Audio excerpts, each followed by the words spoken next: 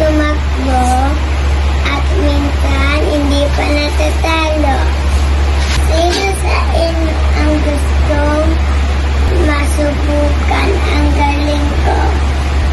Ako, sagot ni Pagong. Ikaw? Oo, tinatanggap ko ang iyong hamon, wika ni Pagong. Sige, handa ka na ba? Oo.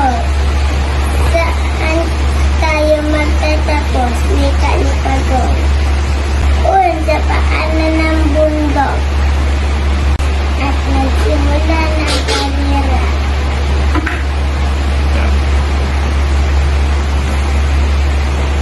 Sa kalagitnaan, naisip ni Kuneho sa sarili.